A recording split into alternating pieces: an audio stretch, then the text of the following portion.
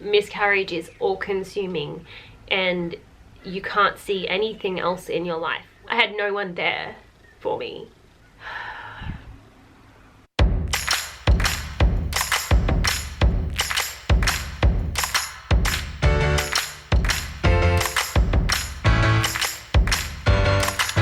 Hey guys, welcome back to my channel. If you can't tell by the title of this video, it's a little bit of a sadder story time video. I posted over on my Instagram whether you guys would be interested in hearing my miscarriage story. I posted a poll and the majority of you said yes. I think it was like 99% or something said yes. I just want to put a disclaimer right here in this video at the very beginning that this is my experience, my personal experience with what I went through with my miscarriage. I won't be naming names. I will be changing names in this story. Just for privacy reasons, I'm not going to be using names. This is my personal experience. I am in no way trying to tell anyone else's side of the story.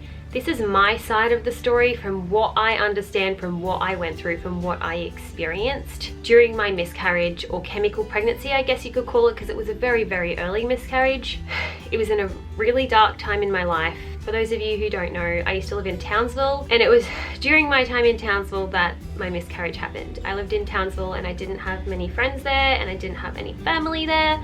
My partner at the time, his job was the reason that we were living in Townsville. I was uploading TTC videos back in the day that this did happen, but I didn't openly speak about the things that went on. I wasn't as open and honest on my channel back then, and to be honest, I was just a shell of a person at that point in my life and not in a good place for so many different reasons.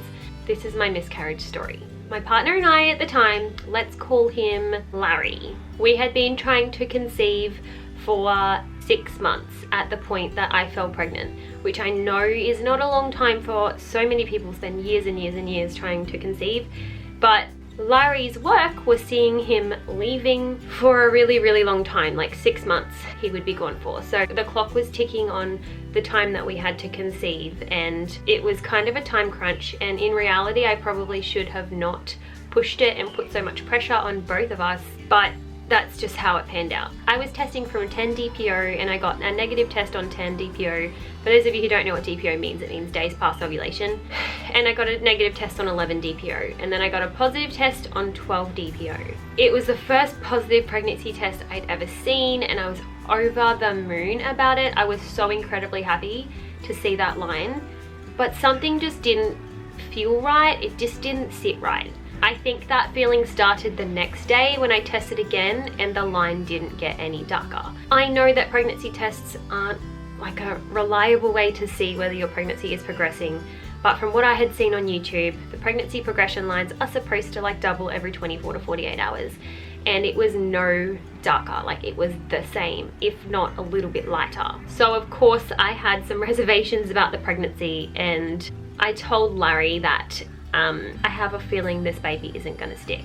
And Larry's a pretty positive person, and he liked to just, you know, everything's gonna be fine, don't worry about it.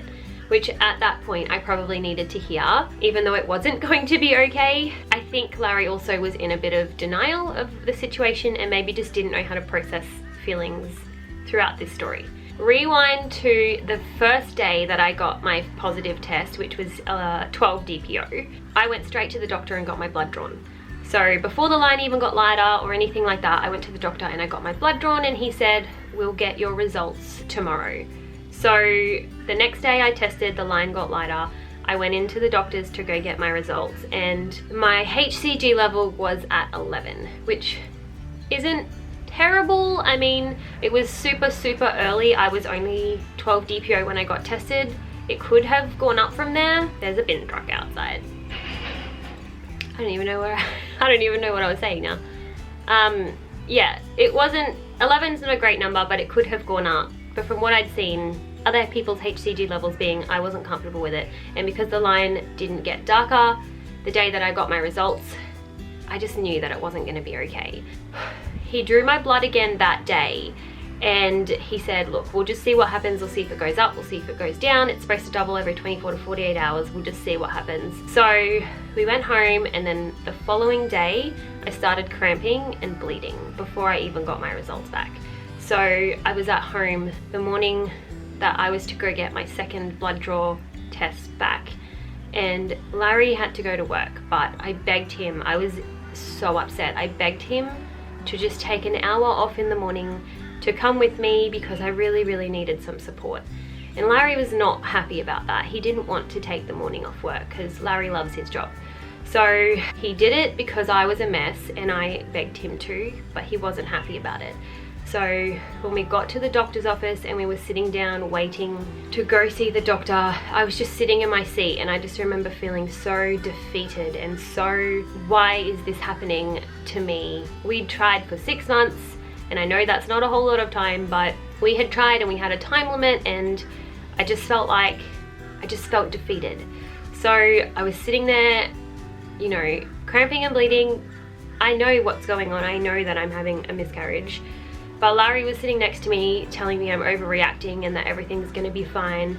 And then I was sitting there just so upset. And he turned to me and he said, I could be at work having a coffee right now, Courtney. When he said that, my world just like stood still, because I was already going through something so traumatic and so upsetting and so emotionally like taxing, and that the person that was supposed to be in my corner on my side is like against me. I don't even know why I'm crying. But at that point in time, Larry was more like, his priority was he could be at work having a coffee instead of being at the doctor's office supporting his partner through a miscarriage. And that relationship wasn't great, but that was the first time in that relationship where I feel like I completely just gave up. Like I was like, who says that to their partner when they're having a miscarriage? Anyway, that happened and we were in the, I apologized for making him take the morning off work. I'm sorry, I probably shouldn't have, because in reality, it actually made it worse, him being there with how he was treating me. Probably would have been better off going by myself. But anyway, the doctor called us in. We walked in to the doctor's office and we sat down, and he said, as you know, your number yesterday was 11 for HCG and your number today is 5. So that's not great. It's not a viable pregnancy at all. It's not gonna go up from here. You are having a miscarriage. And I explained to him, I said, I know, like I'm cramping and I'm bleeding, so I know it's a chemical pregnancy because it's so early on, but I don't particularly like the term chemical pregnancy. It was still a loss for me. It just diminishes the value of your loss. I feel like the word chemical pregnancy as opposed to miscarriage. But that's how I felt. So I was obviously upset. I knew that I was having a miscarriage and I knew I was losing my baby, but hearing the doctor say it just defeated me even more. I never spoke openly about all of this on YouTube. I wish I had have at the time, but I didn't. I kind of just put on a smile and said, it's okay, everything's fine. But after the miscarriage, I spiraled into this depression. I guess it was a mixture of my home situation, the miserable relationship I was in. I had no friends or family to lean on. No one understood what I was going through. And that's when YouTube was my saving grace. Like, I had you guys who have been there from the beginning supporting me, and I was searching up other, you know, miscarriage stories similar to maybe what you're doing here. But other than that, I just felt so incredibly lonely. And if I'm being completely honest with you guys, I would just get home from work and I would just sit on the couch and close the curtains and sit in pitch black and just drink. I would just drink. I felt so alone, and I had no one there for me. I don't know why I'm crying. I really didn't think that I would cry in this video because it's been so long since it's happened. And I'm the ugliest crier too, so that doesn't help. So I was just completely alone. I felt alone. I'm kind of alone here in this situation because he doesn't want to talk about everything that's going on, and that leaves me alone in a town here where I don't have any family. I've got very few friends. And in reality, I probably shouldn't have put up with being treated like that from Larry. Don't get me wrong. Like I said, this is my side of the story, and I was in no way a perfect partner either. But it was just, I just felt so alone, like I had no one, and the person that was supposed to be there for me just wasn't. So I look like Rudolph. That's beautiful. If you guys are TTC or you know anything about trying to conceive or how your body works, you know that you have 2 weeks after your like ovulation where you're waiting to find out if you're pregnant, that you kind of are in limbo, the 2 week wait, and then you find out you're not pregnant and you start another cycle basically. So I was at the point where I was in the middle of having a miscarriage. I knew I wasn't pregnant anymore, so I was drinking through my sorrows. It got to the point where a couple of weeks passed and it was time to start thinking about maybe trying again this cycle, even though I probably shouldn't have.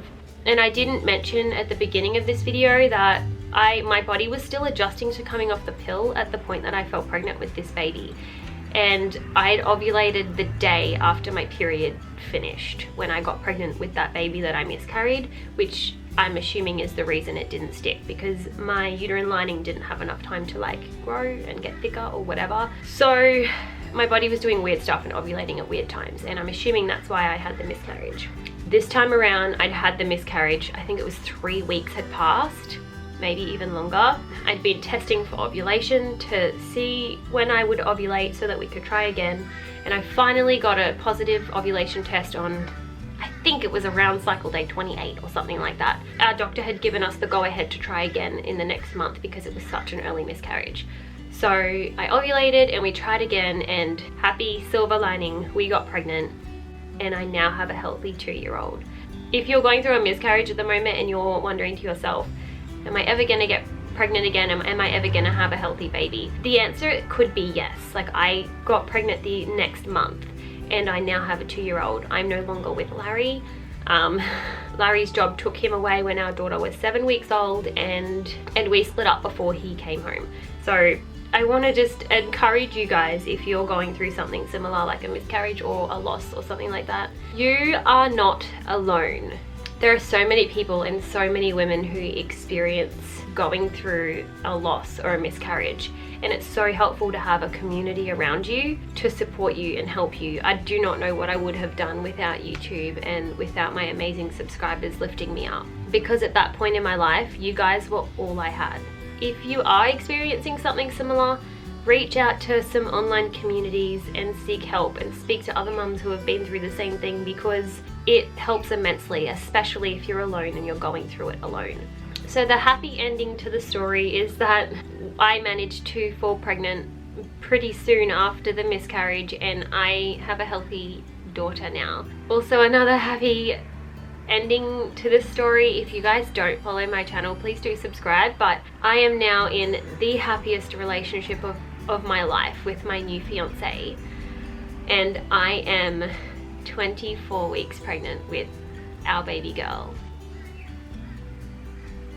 Miscarriage is all consuming, and you can't see anything else in your life especially when you've been trying to conceive and it happens to you, but just at all, if it happens to you, it's all consuming. The emotions are just so much to handle, especially if you're going through it by yourself and you don't have a support network.